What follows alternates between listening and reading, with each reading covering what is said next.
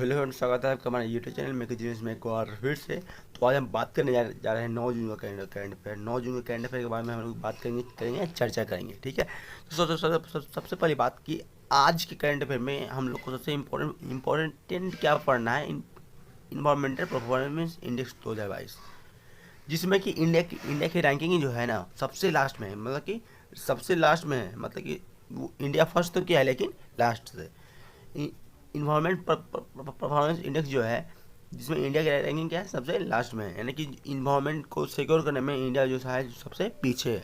ठीक है, और इसके बारे में थोड़ा चर्चा करेंगे कि इंडिया के नेबलिंग कंट्री का उसका परफॉर्मेंस क्या है, और फिर जो कार्बन इमिशन वगैरह है ये सब को देखते हुए ये जो इंडेक्स है वो बनाया जाता है।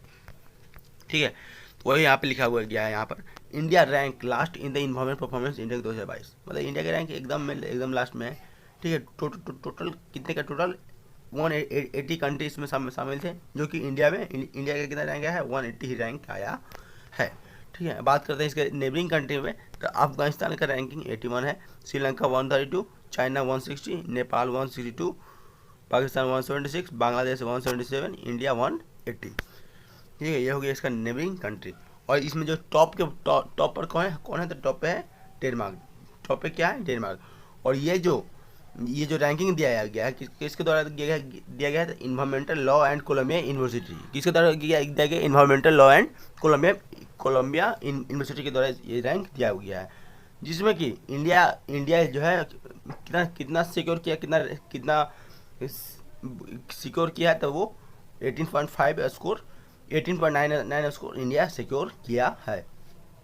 ठीक है, और ये जो रैंकिंग दिया गया है, बहुत सारी चीज़ को देख कर दिया गया है, जैसे कंट्रोल ऑफ करप्शन पर, रूल ऑफ लॉ पर, और गवर्नमेंट इफेक्टिवनेस वगैरह को देखते हुए रैंक दिया गया है। ठीक है, चलिए अब बात करते हैं टॉप 5 में कौन कौन है। तो टॉप 5 में पहला है डेनमार्क। ठीक है, उसका स्कोर कितना है, 77.90।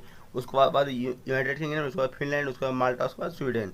टॉप 5 ये हो गया। और नेबरिंग कंट्री के बारे में बात करें तो पाकिस्तान 176 के साथ, बांग्लादेश 177, वियतनाम 178, म्यांमार 179, और इंडिया 180। मतलब कि नीचे से टॉप 5 अगर देखा जाए तो पाकिस्तान तो कौन है, सबसे नीचे से देखा जाए तो जाए सबसे लास्ट में कौन है, इंडिया, उसके बाद म्यांमार, उसके बाद वियतनाम, उसके बाद बांग्लादेश, उसके बाद पाकिस्तान 176 स्कोर के साथ। ठीक है, ये हो गया। तो यानी कि कहा जा रहा है कि इंडिया का जो इन्वायरमेंटल देखा जाए कि वो इन्वायरमेंट को बचाने में कितना साथ दे रहा है, तो लगभग ना के बराबर वो इंडिया साथ दे रहा है। ठीक है, कार्बन इमिशन लगा के ज़्यादा कुछ कर रहा है। ठीक है, और अगला देखते हैं, which has been appointed as the new chairman of International Aluminium Institute IAI।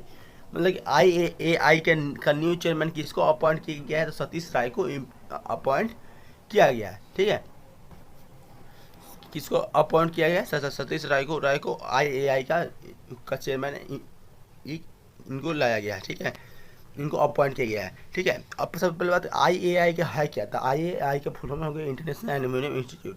और इसमें क्या क्या इंक्लूड होता है, तो इसमें प्रोडक्शन ऑफ बॉक्साइड इंक्लूड होता है, एल्यूमिनियम। ठीक है, और इसका और एल्यूमिनियम का रिसाइकिल वगैरह भी इसमें इंक्लूड होता है। ठीक है, और इसको इस्टेब्लिश कब किया गया था, 1972 सॉरी, कब किया गया था, 1972 में। ठीक है, अगला देखिए, अगला क्या है, SBI appointed Alok Kumar Chaudhary as managing director. मतलब कि आलोक कुमार चौधरी को, ये है आपके आलोक कुमार चौधरी, इनको क्या बनाया गया है, आलोक कुमार चौधरी को मैनेजिंग डायरेक्टर बनाया गया है, किसके, SBI के मैनेजिंग डायरेक्टर बना दिया गया है। ठीक है, अब ये जो है SBI में करियर अपना कब से शुरू किए थे तो 1987 में।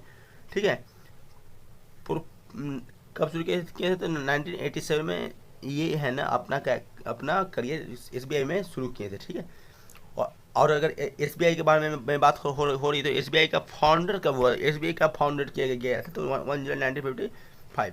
SBI का हेडक्वार्टर कहाँ था, मुंबई। ठीक है, SBI का चेयरमैन कौन है, दिनेश कुमार खारा। ठीक है, चलिए और हल्का सा आगे बढ़ते हैं। Which state had declare blue duke as a state butterfly on the occasion of world environment.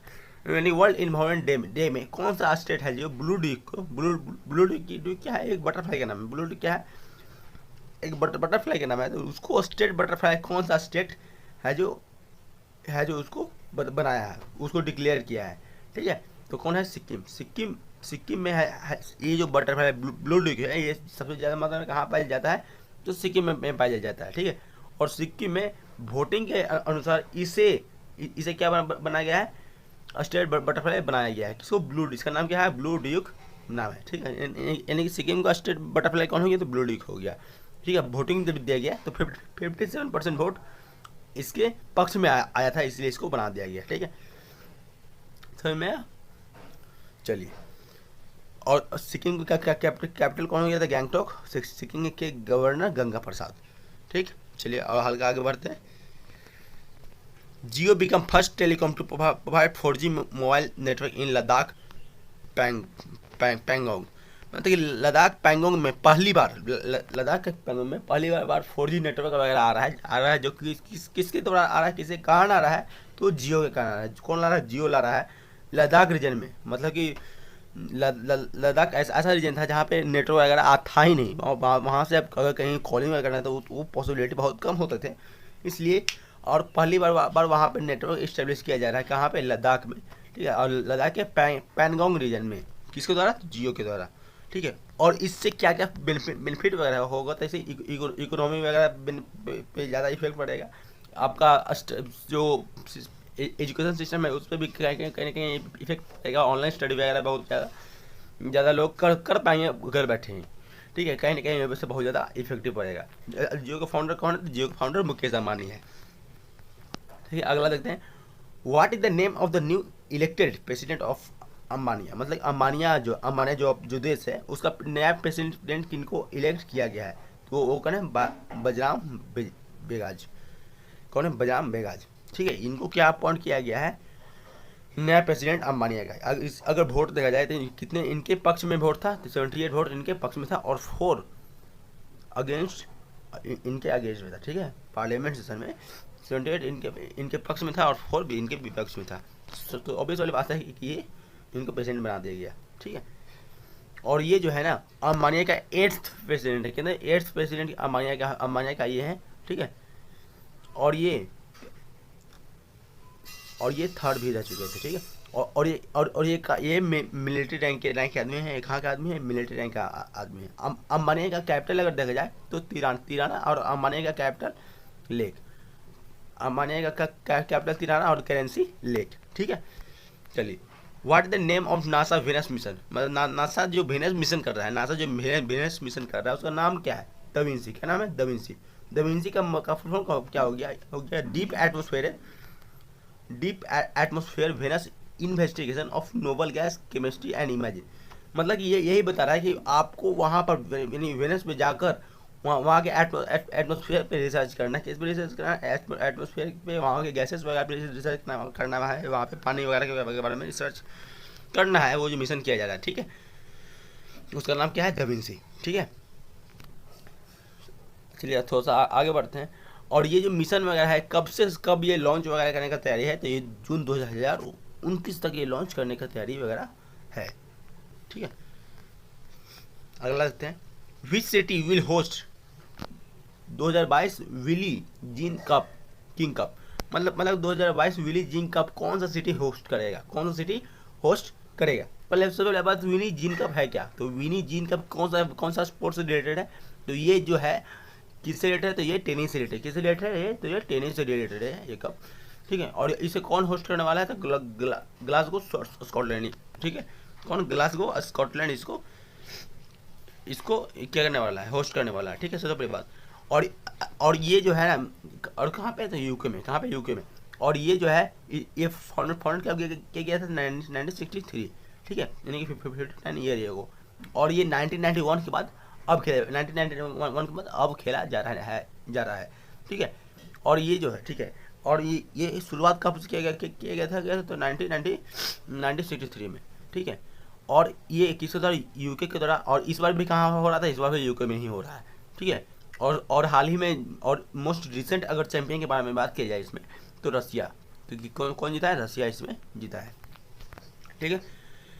अगला देखते हैं, Bangkok festival is predominantly celebrated in which Indian state. मतलब बैंकॉक फेस्टिवल है जो वो कौन से इंडियन स्टेट में बहुत अच्छे से मनाया जाता है। और पहले पैसे बैंको है क्या, बैंको किस तरह का फेस्टिवल है, तो ये कल्टिवेशन से रिलेटेड फेस्टिवल है, मतलब कि खेती वगैरह से रिलेटेड फेस्टिवल है। ठीक है, जिसमें प्रे किया जाता है कि खेती वगैरह अच्छे से हो वगैरह वगैरह। ठीक है, तो कौन से स्टेट में सेलिब्रेट किया जाएगा, तो ये असम में, किस में सेलिब्रेट किया जाएगा, असम में सेलिब्रेट किया जाएगा। ठीक है, कौन से टाइप्स, तो राभा टाइप्स के लोग इसको सेलिब्रेट करते हैं। ठीक है,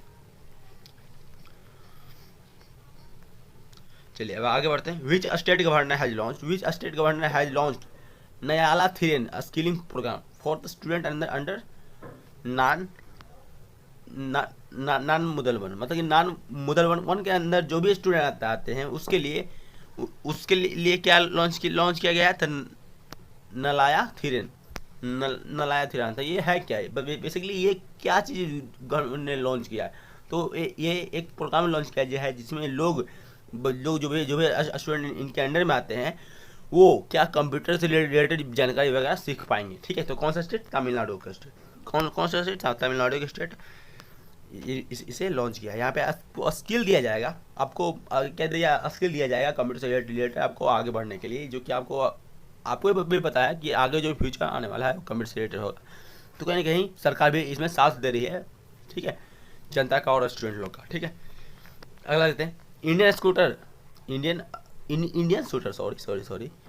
shooter Avani लिखारा win gold eight 2022 पारा शूटिंग वर्ल्ड कप। मतलब कि इस बार जो पारा शूटिंग वर्ल्ड कप हुआ था उसमें भी इंडियन शूटर कौन है, अवानी लिखा है, कौन, अवानी लिखार, वो भी क्या गोल्ड जीत कर आई है, वो भी क्या है, गोल्ड जीत कर आई है। ठीक है, यहाँ से समझ आया। अब थोड़ा सा और आगे बढ़ते हैं। World Bank cuts India economic growth forecast to 7.5 for 2020-2023। मतलब कि 22-23 के लिए वर्ल्ड बैंक ने फिर क्या जारी किया, जीडीपी वगैरह जारी किया। पहले पिछले बार जब वर्ल्ड बैंक ने जीडीपी जारी किया था तो कितना 8 बता रहे थे, लेकिन अब फिर से उन्होंने जारी किया है, जिसमें इन्फ्लेशन वगैरह को देखते हुए कितना बताया गया है दोस्तों, 7.5% जीडीपी वगैरह बताया गया है। ठीक है, अगर इसका हेडक्वार्टर के बारे में बात किया जाए तो इसका हेडक्वार्टर कहाँ है, तो वाशिंगटन डीसी, यूनाइटेड स्टेट। ठीक है, प्रेसिडेंट कौन है यहाँ के, तो डेविड मालपास, इसका फाउंडेड कब किया गया था, जून 1944 में। ठीक है, तो आज के लेक्चर पर खत्म करते हैं, बाकी मिलते हैं आपको अगले लेक्चर में। तो अगले यहाँ हंसते रहिए, मुस्कुराते रहिए, और हाँ चैनल को सब्सक्राइब जरूर कीजिएगा। जय